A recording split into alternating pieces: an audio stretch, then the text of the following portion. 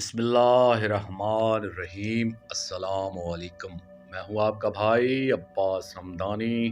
آپ دیکھ رہے ہیں جعفریات ٹی وی۔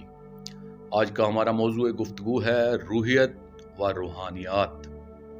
اے طالب صادق، معلوم ہونا چاہیے کہ روحانیات اور روحیت میں فرق ہوتا ہے۔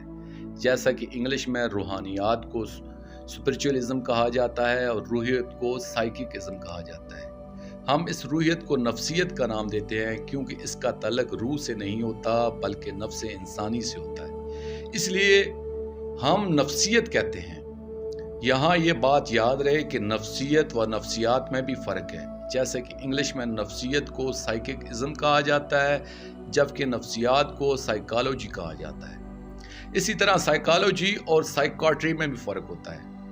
اے طالبان روحانیات، آپ کو معلوم ہونا چاہیے کہ روحیت یعنی نفسیت کے دائرے میں بہت سے علوم آ جاتے ہیں، مثلاً ٹیلی پیتھی جو ذہنوں تک پیغام رسانی کا کام کرتا ہے، انتقال افکار کا علم ہے۔ نمبر 2 پری مینشن جو مستقبل بینی یعنی آئندہ کے حالات سے آگاہ کرنے والا علم ہے۔ نمبر 3 میڈیم شپ جو ارواح کو حاضر کرنے کا علم ہے۔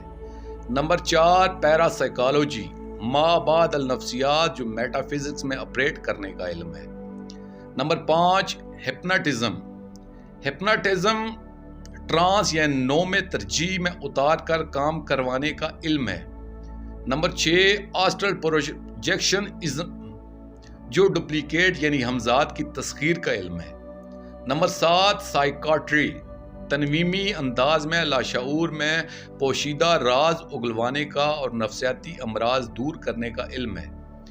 نمبر 8 کنیکٹوپیتھی اپنے ذہنی سوچ کو سگنل کی شکل میں آن ایئر چھوڑنے کا علم ہے۔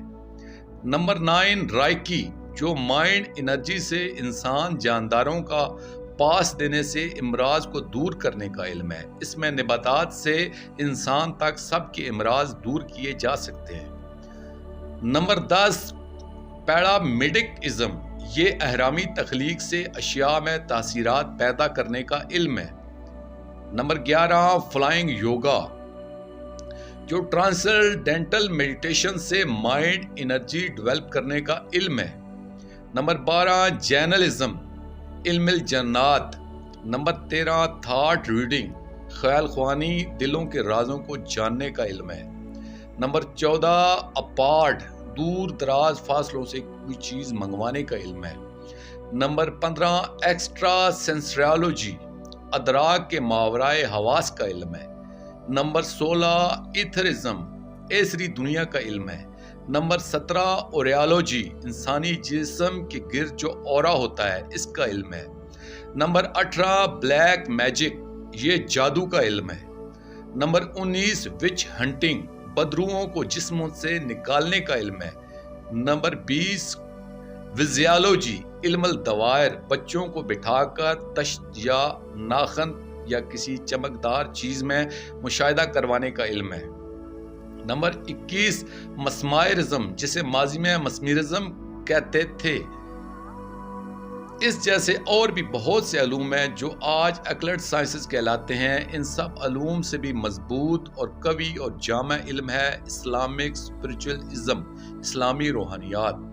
دوستو، جسمانی قوتوں کو بڑھانے اور جسم کی تربیت کے لیے ایک کوچ مہارت کی ضرورت ہوتی ہے، اسی طرح نفسی قوتوں کو بڑھانے کے لیے اور نفس کی تربیت کے لیے ایک ماسٹر کی ضرورت ہوتی ہے، اور روح کو قوتوں کے حصول کے لیے اور روح کی تربیت کے لیے مرشد کی ضرورت ہوتی ہے۔